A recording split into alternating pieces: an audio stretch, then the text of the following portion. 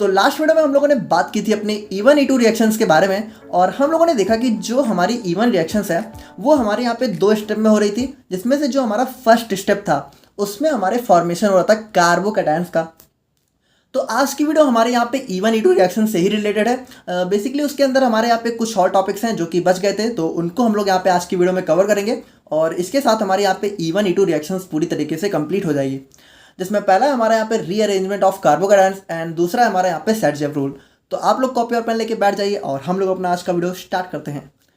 अब देखो, अगर हम लोग बात करें अपने रीअरेंजमेंट ऑफ कार्बोकैटायंस के बारे में, तो देखो वैसे तो लास्ट वीडियो में भी हम लोगों ने बात की थी, लेकिन सबसे पहले हम लोग थोड़ा सा कुछ चीज़ों को रिकॉल कर लेते हैं। जैसे कि देखो, सबसे पहले हम लोग बात करते हैं अपने 1 degree 2 degree and 3 degree carbocation की।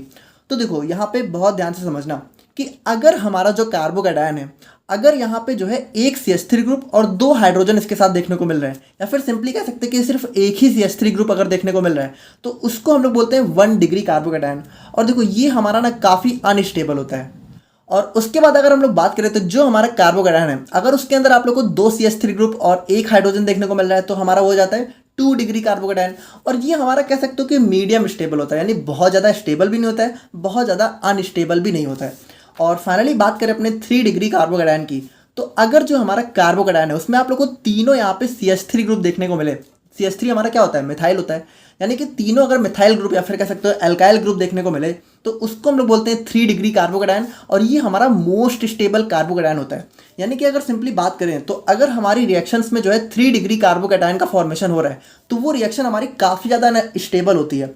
और देखो यहाँ पे होता क्या है कि अगर हमारी रिएक्शन में 3 डिग्री कार्बोकैटायन का फॉर्मेशन नहीं हो रहा है, तो हमारी रिएक्शन में कोशिश होती है कि इस वाले कार्बोकैटायन का फॉर्मेशन हो, क्योंकि ये बहुत स्टेबल होता है, इसकी वजह से रिएक्शन काफ़ी अच्छे तरीके से देखने को मिलती है। तो इसी चीज़ को हम लोग पढ़ते हैं अपने रीअरेंजमेंट ऑफ कार्बोकैटायंस में। यानी अगर सिंपली हम लोग बात करें तो रीअरेंजमेंट में होगा क्या, हमारे जो है 3 डिग्री कार्बोकैटायन का फॉर्मेशन होगा, यानी कि कोशिश रहेगी कि हमारा ये वाला कार्बोकैटायन फॉर्म हो जाए, अगर इन दोनों में से कोई फॉर्म हो रहा है तो। अच्छा, यहाँ पे देखो आप लोगों के लिए एक बहुत ही बेसिक सा लेकिन बहुत ही इंपॉर्टेंट क्वेश्चन है कि आप लोगों को पता है कि कार्बन की वैलेंसी हमारी 4 होती है, यानी उसको 4 बॉन्ड बनाने होते हैं तभी वो सेटिस्फाई होता है। लेकिन यहाँ पे आप लोग देख रहे हो कि हमारा जो है सिर्फ 3 ही बॉन्ड बन रहे हैं। ऐसा क्यों हो रहा है, आप लोग यहाँ पे कमेंट करके बताओ। ये काफ़ी एक इंपॉर्टेंट क्वेश्चन है, अगर नहीं बता पाए तो नेक्स्ट वीडियो में हम लोग बात करेंगे इसके बारे में। तो रीअरेंजमेंट ऑफ कार्बोकैटायंस की बात करें तो the shifting of bonding atoms और groups in a carbocation for the formation of a more stable carbocation is known as rearrangement of carbocations. यानी कि देखो यहाँ पे क्या बता रहा है कि अगर मान लो हमारी रिएक्शन में 1 डिग्री कार्बोकैटायन है, तो वो कोशिश करेगा कि वो 2 डिग्री या फिर 3 डिग्री में कन्वर्ट हो जाए। अगर 2 डिग्री है तो वो कोशिश करेगा कि 3 डिग्री में। यानी सिंपली बात करें तो जो हमारा कार्बोकैटायन है वो चाहेगा कि वो अपनी मोस्ट स्टेबल फॉर्म में हो, और इसी में होता है हमारे यहाँ पे रीअरेंजमेंट। तो देखो यहाँ पे ये 2 तरीके से होता है। पहला होता है हमारे यहाँ पे हाइड्राइड शिफ्टिंग और दूसरा होता है हमारे यहाँ पे मिथाइल शिफ्टिंग। अब देखो यहाँ पे हमारा तीसरा कह सकते हो फिनाइल शिफ्टिंग भी होता है, लेकिन वो चीज़ें हमारे सिलेबस में नहीं है, हम लोग को इन्हीं दोनों को पढ़ना है। तो सबसे पहले हम लोग बात करें अपने हाइड्राइड शिफ्टिंग के बारे में। तो यहाँ पे देखो क्या होता है, shifting of hydrogen atom is known as hydride shifting. यानी देखो यहाँ पे बहुत ध्यान से समझना हो क्या रहा है।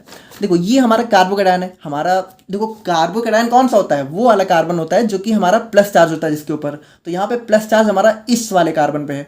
तो अगर आप लोग ध्यान से देखो तो जिस पे हमारा प्लस चार्ज है, इसके पास हमारा देखो क्या है, इसके पास हमारे 2 हाइड्रोजन है। ध्यान से देखना, इसके पास 2 हाइड्रोजन है। देखो ये H2, देखो देखो इसको इस तरीके से देख सकते हो ना, यहाँ पे 2 हाइड्रोजन हम लोगों ने बना के लिख दिया, या फिर चाहो तो बॉन्डिंग करके लिख दो। तो इस वाले कार्बन के पास 2 हाइड्रोजन है और एक हमारा यहाँ पे कह सकते हो कि बड़ा सा ग्रुप है। अब देखो CH3 नहीं है, लेकिन कोई भी ग्रुप है, तो ये हमारा 1 डिग्री कार्बोकैटायन ही है। अब अगर मान लो इस 1 डिग्री कार्बोकैटायन में हम लोग क्या करें, ध्यान से देखना, इस वाले हाइड्रोजन को उठा के यहाँ शिफ्ट कर दें। देखो होगा क्या, अगर हम लोगों ने इस वाले हाइड्रोजन को उठा के यहाँ शिफ्ट कर दिया, तो ये हमारा किस में कन्वर्ट हो गया, CH3 में। और ये जो प्लस चार्ज था ये हमारा जो है CH2 से उठा के हमारे इस वाले कार्बन पे आ गया। अब देखो हमारा जो कार्बोकैटायन है वो कौन सा बन गया, वो हमारा ये वाला कार्बन बन गया। और यहाँ पे अगर आप लोग ध्यान से देखो तो तीनों हमारे CH3 ग्रुप हैं, यानी कि ये किस में कन्वर्ट हो गया, देखो ये कन्वर्ट हो गया हमारा यहाँ पे 3 डिग्री कार्बोकैटायन में। तो ये देखो यही चीज़ होती है कि यहाँ पे हम लोगों ने क्या किया, हाइड्रोजन को शिफ्ट करके हमारे 1 डिग्री कार्बोकैटायन को हम लोगों ने 3 डिग्री कार्बोकैटायन में कन्वर्ट कर दिया, जो कि यहाँ पे एक काफ़ी स्टेबल कंपाउंड होता है। और अगर हम लोग बात करें अपने दूसरे तरीके की, तो ये होता है हमारे यहाँ पे मिथाइल शिफ्टिंग। मिथाइल मतलब क्या होता है, CH3। तो shifting of methyl group is known as methyl shift. तो यहाँ पे अगर हम लोग इस वाले कंपाउंड में देखें तो ध्यान से देखो, हमारा कार्बोकेटायन पहले कौन सा है, ये वाला कार्बन है, ठीक है। तो इसके पास CH2 है और 1+ चार्ज, यानी कि ये हमारा 1 डिग्री है, क्योंकि इसके पास 2 H हैं और एक बड़ा सा ग्रुप है। तो अगर हम लोग यहाँ पे इस CH3 को इस वाले CH2 के पास ट्रांसफर कर दे तो ये किस में कन्वर्ट हो जाएगा, CH2CH3, या फिर कह सकते हो C2H5, यानी कि इथाइल में। और ये जो प्लस चार्ज था ये हमारा यहाँ से कहाँ आ जाएगा, इस वाले कार्बन पे। तो ये हमारा क्या हुआ, देखो 1 डिग्री से 3 डिग्री में कन्वर्ट हो गया। देखो यहाँ पे हम लोगों ने स्टार्टिंग में बोला जरूर था कि हमारा CH3 की ही हम लोग बात करें, बट देखो जरूरी नहीं कि यहाँ पे CH3 हो। अगर हमारे कार्बन के पास हाइड्रोजन को छोड़ के कोई भी बड़ा सा R ग्रुप है, R ग्रुप का मतलब कार्बन की चेन है, तो वो चीज़ हमारा यहाँ पे काफ़ी स्टेबल कंपाउंड बना देता है। तो यहाँ पे देखो जो हमारा दो तरफ हमारा CH3 हो गया और एक तरफ हमारा CH2CH3 हो गया, तो मतलब कुल मिला के ये हमारा 3 डिग्री कार्बोकेटायन में कन्वर्ट हो गया, जो कि एक काफ़ी स्टेबल कंपाउंड होता है। तो इस तरीके से होता है हमारे यहाँ पे रीअरेंजमेंट ऑफ कार्बोकेटायन, यानी कि अगर हमारा अनस्टेबल है तो फिर भी वो यहाँ पे स्टेबल में कन्वर्ट हो सकता है हमारे हाइड्रोजन या फिर मिथाइल की शिफ्टिंग के द्वारा। तो फाइनली अब हम लोग यहाँ पे अपने एक छोटे से रूल के बारे में और बात कर लेते हैं, जो कि होता है हमारे यहाँ पे सेटजेफ रूल। अब देखो वैसे ये क्वेश्चन यहाँ पे काफ़ी एक इंपॉर्टेंट क्वेश्चन है। देखो बेसिकली यहाँ पे ये 2 नंबर में कई बार देखने को मिल जाता है, और कभी कभी क्या होता है कि 5 या 7 नंबर में भी देखने को मिल जाता है। तो यहाँ पे देखो सेटजेफ रूल होता क्या है। सेटजेफ रूल को सबसे पहली बात हम लोग यहाँ पे जेट्सफ रूल्स के नाम से भी जानते हैं। और इसमें होता क्या है, ध्यान से सुनना। सबसे पहले एक चीज़ आप लोग समझो कि जैसे मान लो यहाँ पे हमारे 2 कार्बन एटम है और एक के पास यहाँ पे Br, और Br हमारा क्या होता है, Br हमारा एक टाइप का हैलोजन ग्रुप होता है, यानी X, यानी सिंपली हैलोजन है ना। हमारा क्या होता है, ब्रोमीन और क्लोरीन और फ्लोरीन और आयोडीन, ये हमारे क्या होते हैं, हाइड्रोजन्स होते हैं। तो एक तरफ हमारे यहाँ पे हाइड्रोजन ग्रुप है और दूसरी तरफ हमारा हाइड्रोजन ग्रुप है। तो यहाँ पे देखो छोटा सा कॉन्सेप्ट होता है हमारे यहाँ पे अल्फा और बीटा कार्बन का। तो यहाँ पे होता क्या है, जिस तरफ हमारे यहाँ पे जिस कार्बन के पास हमारे यहाँ पे हाइड्रोजन ग्रुप होता है उसको हम लोग बोल देते हैं अल्फा कार्बन, और इसके बगल में जो कार्बन होता है उसको हम लोग बोल देते हैं बीटा कार्बन। तो अल्फा बीटा कार्बन का कॉन्सेप्ट आप लोग यहाँ पे समझ गए होंगे, काफ़ी सिंपल था। अब देखो मान लो अगर इस CH2 के बगल में ये वाला CH3 है तो यहाँ पे ये भी हमारा बीटा ही हो जाएगा, ठीक है। तो ये अल्फा हो गया। देखो जिसके पास Br है वो अल्फा, यानी जिसके पास हाइड्रोजन है, उसके बाद यहाँ पे जितने भी है वो बीटा, या फिर इसके बाद यहाँ पे गामा, तो इस तरीके से हो जाते हैं। तो यहाँ पे सेटजेफ रूल बोलता क्या है कि in the elimination reaction when the alkyl halide, देखो हमारे एलिमिनेशन रिएक्शन में अल्काइल हैलाइड ग्रुप ही होता है, हम लोगों ने बात की थी लास्ट वीडियो में। When the alkyl halide group have 2 और more beta carbons then more than 1 alkene product is formed. देखो यहाँ पे एक बहुत इंपॉर्टेंट कॉन्सेप्ट की बात हो रही है, आप लोग बहुत ध्यान से सुनना। देखो हम लोगों ने जो लास्ट वीडियो देखी थी अपने एलिमिनेशन रिएक्शन वाली, उसमें हम लोगों ने एक बहुत ही सिंपल कंपाउंड को लिया था, जो कि था हमारे यहाँ पे CH2 और CH2 के ऊपर हमारा Br ग्रुप था और CH2 के ऊपर हमारे यहाँ पे हाइड्रोजन।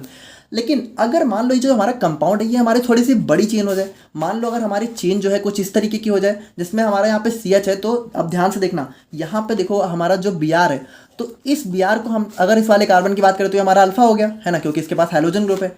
अब यहाँ पे आप लोग ध्यान से देखो तो इस अल्फा के बगल में हमारा इधर भी कार्बन है और इधर भी कार्बन है, यानी हमारे यहाँ पे एक बीटा कार्बन ये हो गया, एक बीटा कार्बन हमारा ये हो गया, यानी एक से ज़्यादा बीटा कार्बन।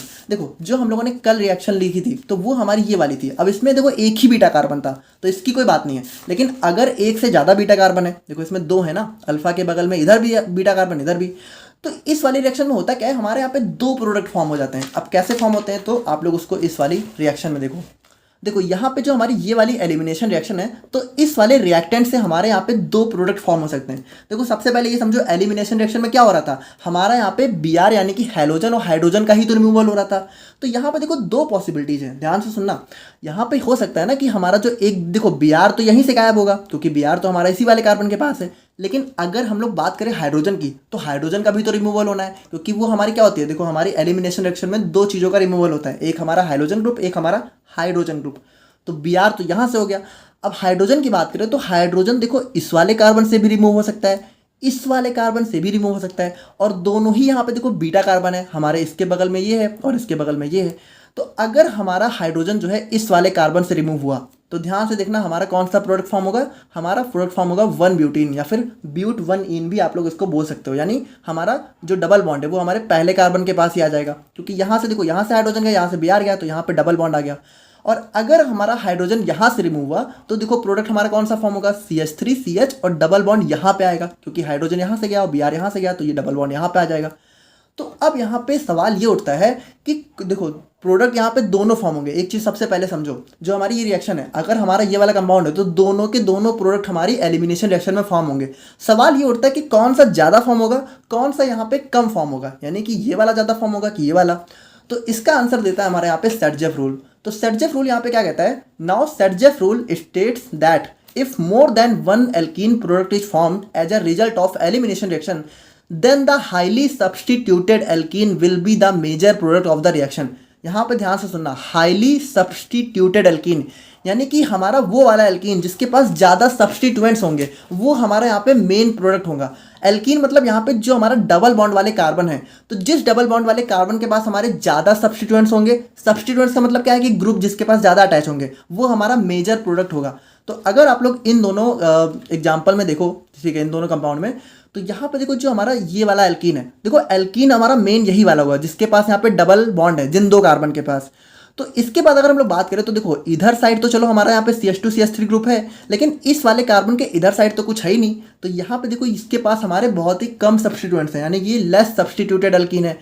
और वहीं अगर हम लोग यहाँ पे इस वाले कंपाउंड की बात करें तो यहाँ पे ध्यान से देखो जो हमारे डबल बॉन्ड वाले दोनों कार्बन है, तो इस वाले कार्बन के पास भी हमारा एक सब्सटीट्यूएंट्स है और इस वाले कार्बन के पास भी हमारा एक सब्सटीट्यूएंट्स है, यानी कि ये मोर सब्सटीट्यूटेड एल्कीन है। तो यहाँ पे क्या होगा, देखो ये हमारा हो जाएगा मेजर प्रोडक्ट, यानी 80% हमारा ये फॉर्म होगा, 20% हमारा ये फॉर्म होगा। अब ये हमारा हो जाता है 2-ब्यूटीन।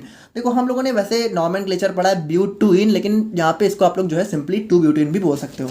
तो in the above reaction the major product will be the two butene या फिर ब्यूट-2-इन, दोनों चीज़ें सही हैं, while one butene will be the minor product.